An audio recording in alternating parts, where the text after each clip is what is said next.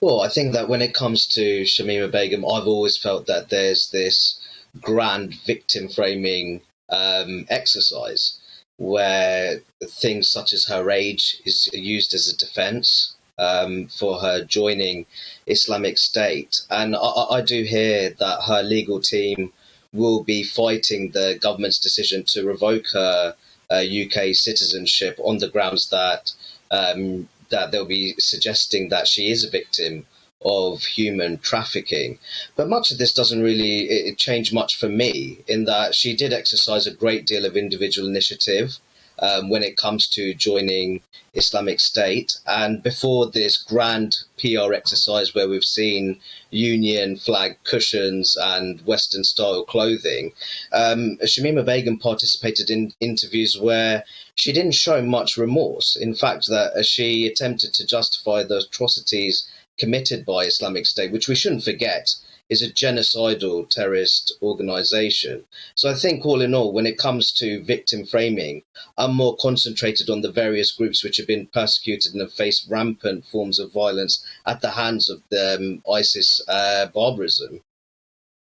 People see in this, and I think I'm one of those people who see in this, a determination to play down Islamism as an ideology, as a coherent and for some people compelling ideology, as a belief system, a political value system.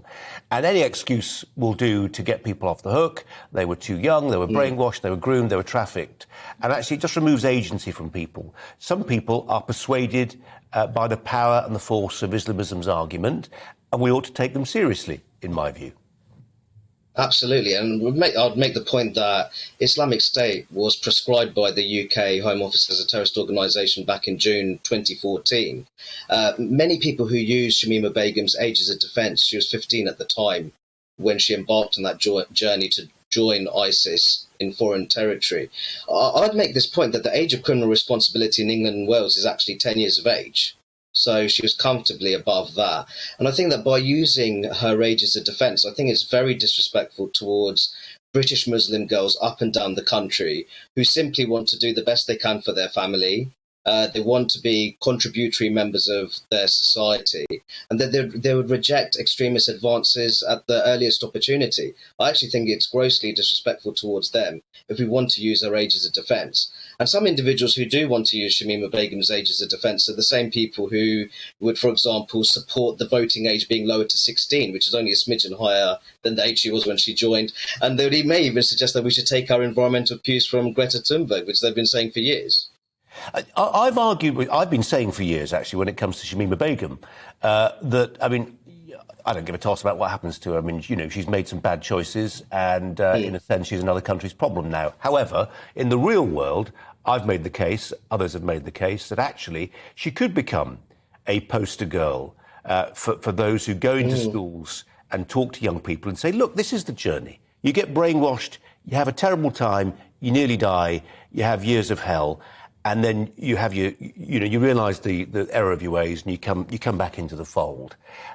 The problem with that analysis, and it seems quite attractive, is that you have to believe the sincerity of their conversion. And as you say, it feels staged. The Union Jack cushions, all the rest of it. It just feels like you're being played. Absolutely. And I think the reality of the matter is I think much of the British public feel they've been played a great deal when it comes to Islamist terrorism. Colin, I'd make the point that we've had individuals who have, they've offered the view that they have been rehabilitated, that they have detached themselves from hardened ideologies. And once they've been released from prison, they've carried out further acts of Islamist terrorism. We have seen people who have been that have been released from prison shortly afterwards, committing violent acts of Islamist terrorism. Usman Khan, for example, comes to mind. Unbelievably, he killed 2 people in an act of Islamist terrorism at a prisoner rehabilitation conference.